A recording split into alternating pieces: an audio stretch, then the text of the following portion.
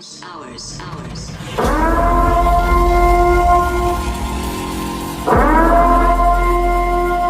least 13 people have been killed after Iranian missile and drone strikes hit the Kurdish region of neighboring Iraq.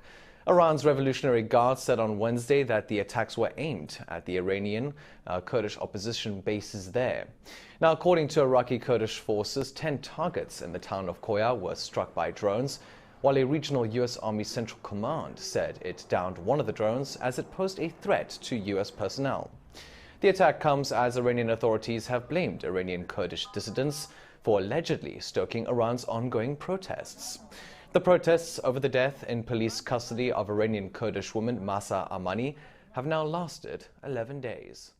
Recent video from Chinese state media shows a Chinese Navy J-15 fighter jet flying over a U.S. Burke-class destroyer. This is the first time China has released a video of its fighter jet flying over a U.S. warship. The video of J-15 fighter training shows it flew over a warship. Judging by the warship's mast, funnels, missile vertical launch system and helicopter hangar, it is likely to be an American Arleigh Burke 2A class destroyer, possibly a relatively new 2A variant. Some people analyzed that the J-15 fighter jet was flying at an altitude of about 600 meters, almost directly above the U.S. destroyer. What's even more interesting is that the J-15 pilot was wearing an old-fashioned flight helmet, so the incident likely occurred before 2018. In December 2016, China's first aircraft carrier, the Liaoning, entered the Western Pacific for the first time for open-sea training. And in October 2021, Western media reported that the J-15 flew over a Japanese helicopter carrier. It is not uncommon for fighter jets to fly over each other during naval encounters at sea, but in the past, Chinese officials have rarely disclosed such incidents, so the release of the video of the J-15 flying over a U.S. destroyer could represent a desire by the Chinese government and military to send a tough message. This is a very worrying sign at a time when Sino-U.S. relations are deteriorating.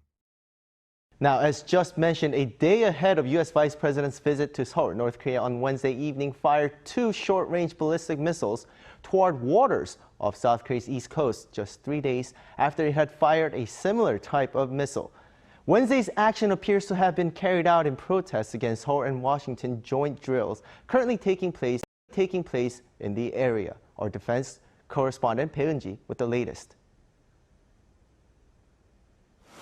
At about 6 p.m. on Wednesday, North Korea fired 2 short-range ballistic missiles toward the East Sea, where a combined maritime exercise between South Korea and the U.S. is currently taking place.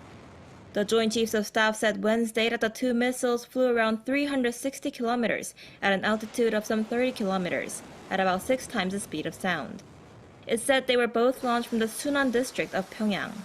Although further analysis is needed, the military reportedly assessed them to be KN-23 missiles, modeled after Russia's Iskander missile.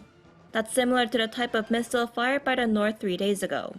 The military also said such action strengthens the deterrence and readiness of the South Korea-US alliance, and that it only deepens North Korea's isolation from the international community.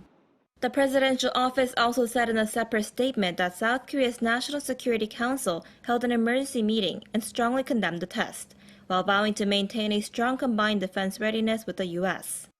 The latest missiles were fired toward waters where South Korean and U.S. forces have been holding a combined drill since Monday, involving an American nuclear-powered aircraft carrier, the USS Ronald Reagan. This most recent action by the North is seen as an apparent protest against the exercises. In response, the White House press secretary said in a press briefing that the missile launches are in violation of multiple UN Security Council resolutions, and that they pose a threat to North Korea's neighbors and the international community. An official from the Japanese Defense Ministry also strongly condemned the launch and said it has lodged a protest against the actions through its embassy in Beijing. We cannot tolerate the fact that North Korea is launching a series of missiles when Ukraine is being invaded.